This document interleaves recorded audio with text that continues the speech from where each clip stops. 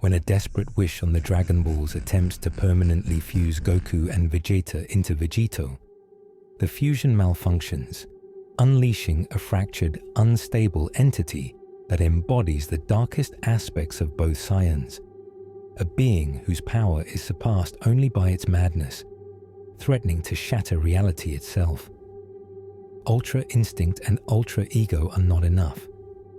The threat was unlike anything they had ever faced. An entity known only as Chronophage, a being from a dimension beyond time and space, capable of consuming entire timelines, erasing them from existence. Goku and Vegeta, even with their mastery of Ultra Instinct and Ultra Ego respectively, had been utterly defeated.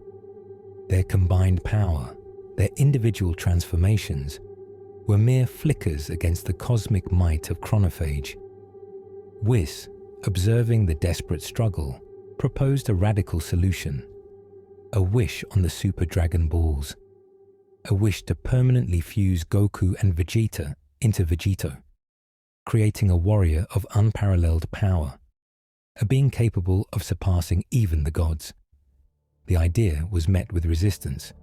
Goku, ever the individualist, was hesitant to lose his own identity. Vegeta, fueled by his pride, scoffed at the notion of being permanently fused with his rival. But the alternative was annihilation, the erasure of their universe, their loved ones, everything they held dear. With heavy hearts, they agreed. The Super Dragon Balls were gathered, and the wish was made.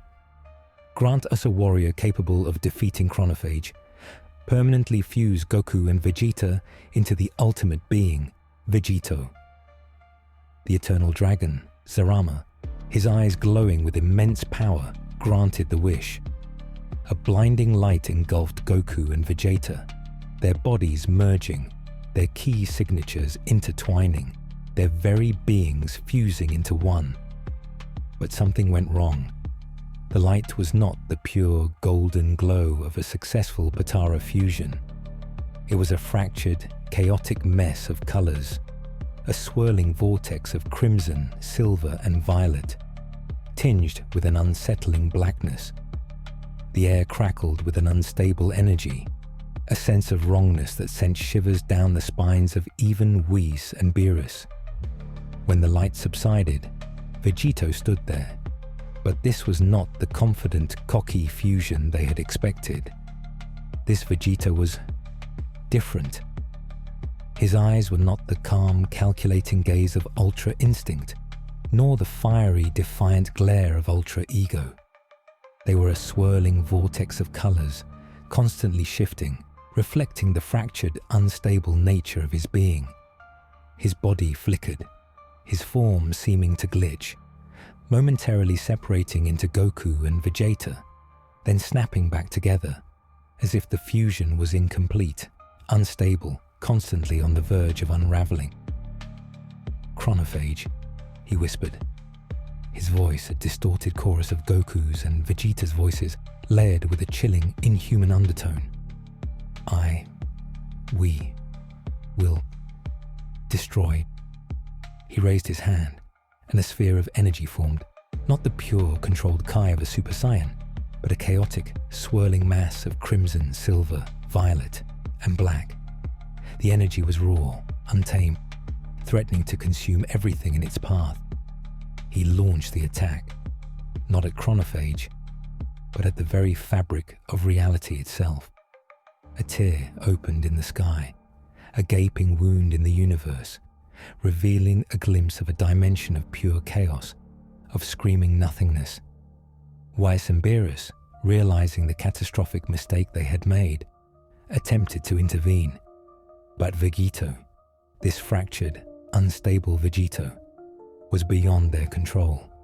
He swatted them aside with ease, his power far exceeding anything they had ever witnessed. This was not the power of fusion. This was the power of something else, something far more dangerous. The wish had not created a savior. It had created a monster, a being of immense, unstable power, driven by the fractured, conflicting wills of Goku and Vegeta, fueled by their darkest impulses, their deepest fears, a being on the verge of shattering reality itself. This part details the fractured Vegito's descent into madness, the failure of Ultra Instinct and Ultra Ego to control the instability, and the desperate attempts of the remaining Z fighters to contain the threat. It will focus on the psychological horror of witnessing a beloved hero become a force of destruction. The fractured Vegito, now a being of pure, chaotic energy, began to warp reality around him. The landscape twisted and contorted, the laws of physics breaking down, the very fabric of existence unraveling. He was not just powerful, he was a walking paradox, a glitch in the matrix, a being that should not exist. His attempts to use Ultra Instinct were disastrous. The calm, precise movements were replaced by erratic, unpredictable bursts of speed and power, his body flickering in and out of existence, leaving behind trails of distorted space. The silver aura of Ultra Instinct was tainted with black, the pure energy corrupted by the instability of his being. His attempts to tap into Ultra Ego were even more terrifying. The defiant, self-destructive power of the transformation amplified his rage, his madness, turning him into a raging inferno of destructive energy. The violet aura of Ultra Ego was consumed by crimson, the color of blood, of destruction. Neither form could contain the chaos within him. They were not designed for a being so fundamentally broken, so fundamentally unstable. The fusion had not amplified their strengths. It had amplified their weaknesses, their flaws, their darkest impulses. Gohan, Piccolo, and the remaining Z fighters, witnessing the horrifying spectacle, attempted to intervene, to reason with Vegito, to reach the remnants of Goku and Vegeta that still existed within him. But their pleas were met with a chilling, distorted laughter, a sound that echoed the screams of a dying universe. The fractured Vegito saw them not as allies, not as friends, but as obstacles, as threats to his newfound power. He attacked them with a ferocity that defied comprehension, his movements a blur of chaotic energy, his attacks tearing through their defenses, leaving them battered, broken, and terrified. He was not just fighting them, he was toying with them, reveling in their fear, in their pain. Gohan, using his own potential unleashed form, attempted to reason with him, appealing to the memory of their fathers, of their shared bond. But his words were met with a blast of dark energy that sent him crashing through mountains, leaving him on the brink of death. Piccolo, using his wisdom and his strategic mind, tried to find a weakness, a flaw in Vegito's chaotic power, but there was no logic, no pattern, only pure, unadulterated destruction. He was overwhelmed, his regenerative abilities pushed to their absolute limit. The other Z fighters, Krillin, Tien, Yamcha, and even the androids 17 and 18 joined the fight, but they were hopelessly outmatched. They were insects before a god, their attacks having no effect on the fractured, unstable being that was once their greatest hope. As the battle raged, the earth itself began to crumble. Continents shifted, oceans boiled, and the sky was filled with a swirling vortex of chaotic energy, a reflection of the madness that consumed Vegito. This section will explore the internal struggle within the fractured Vegito, the remnants of Goku and Vegeta, battling for control against the dominant, chaotic entity. It will delve into the psychological horror of being trapped within one's own mind, of losing one's identity, of becoming a monster. Inside the fractured mind of Vegito, a war raged. It was not a physical battle, but a conflict of wills, a struggle for dominance between the remnants of Goku and Vegeta's consciousness, and the chaotic entity that had been born from their flawed fusion. Goku's voice, a faint, fading echo, pleaded for control, for sanity. He saw the destruction, the pain, the terror he was causing, and he was horrified. He tried to reach out to Vegeta, to his friends, to anyone who could hear him, but his voice was drowned out by the roar of chaos. Vegeta's voice, equally faint, but filled with a burning rage, fought against the darkness, his pride refusing to be extinguished. He cursed his weakness, his inability to control the power, his failure to protect his family, his universe. But their individual wills were too weak, too fragmented. The entity, a swirling vortex of their combined fears, their regrets, their darkest impulses, was too strong. It fed on their negative emotions, on their inner conflicts, growing more powerful with each passing moment. The entity showed them visions, twisted parodies of their lives, designed to break their spirits, to extinguish the last vestiges of their individuality. Goku saw himself failing to protect his loved ones, watching helplessly as they were consumed by the darkness. He saw Chi-Chi, Gohan, Goten, all of them screaming in terror, their faces contorted in agony. Vegeta saw himself forever trapped in Goku's shadow, his pride shattered, his strength meaningless. He saw Bulma, Trunks, Bulla, all of them looking at him with disappointment, with fear. These visions were not just memories, they were living nightmares, constantly replaying, each iteration more horrifying than the last. They were designed to break them, to erase them, to make them accept their fate as part of the chaotic entity. But even in the depths of their despair, a flicker of resistance remained, a memory of their bond, of their friendship, of their shared desire to protect those they loved, a spark of hope that refused to be extinguished. This will focus on the desperate plan to unfuse Vegito, even if it means sacrificing him, and the terrifying consequences of that attempt, realizing that Vegeta was beyond saving, that the fusion had become a threat to the entire universe. Whis and Beerus devised a desperate plan to forcibly unfuse him, to separate Goku and Vegeta, even if it meant destroying the entity in the process.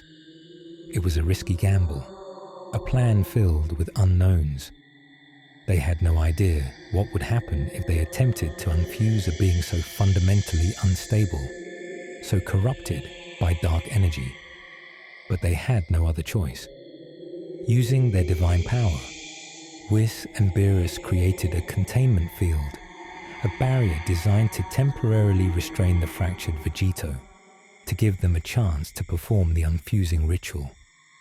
The ritual was complex, dangerous, requiring the combined power of Beerus, Whis, and the remaining Z fighters. They would need to channel their energy, their ki, into the containment field, creating a force that would counteract the fusion, pulling Goku and Vegeta apart.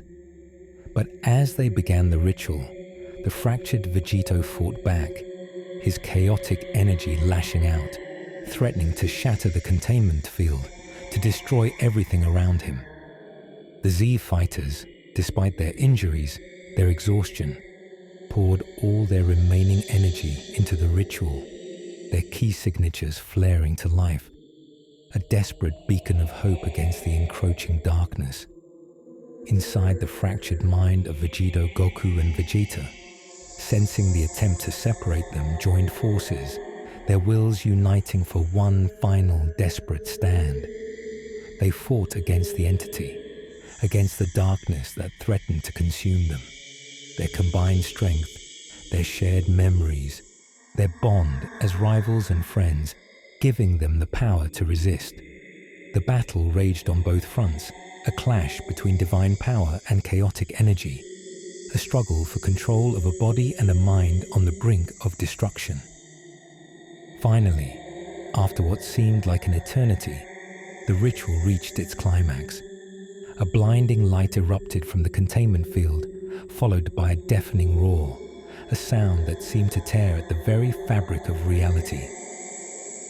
When the light subsided, Vegeta was gone. In his place stood Goku and Vegeta, their bodies battered, their energy depleted, their minds scarred by the ordeal. They were separate, but they were not whole. The fusion had been undone, but the damage was done. The fractured Vegito, the chaotic entity, had been dispersed, but not destroyed. It had been scattered, fragmented, its essence Eichi, Jdiye Chitiye across the universe, like seeds of darkness waiting to sprout. The universe was saved, but at a terrible cost. Goku and Vegeta were forever changed, haunted by the memories of their shared madness, their minds scarred by the experience of being one with a being of pure chaos. They had lost their ultimate trump card, their ability to fuse into Vegito, a power they could never again risk wielding. The Potara earrings were destroyed, shattered into dust, a symbol of the broken fusion, of the threat that had been averted, but not extinguished. The Z-Fighters were left to grapple with the knowledge that even their greatest power, their most desperate measures could fail, could even make things worse.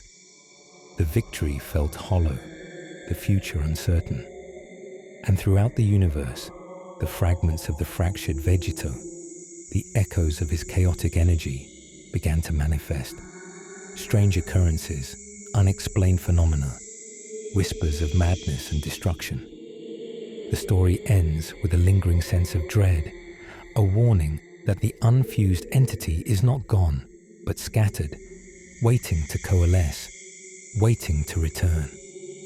The ultimate fusion had failed, and the consequences would be felt across the universe for eons to come. The threat was not extinguished, only dispersed, and the fear remained, a constant reminder that even the greatest heroes can be broken, that even the strongest fusions can be shattered, and that sometimes the greatest threats come not from without, but from within. The unfused legacy was one of fear, of uncertainty, and of the chilling knowledge that the universe was forever vulnerable to the darkness that had been unleashed. This was not the end. It was only the beginning. A new chapter of horror had begun.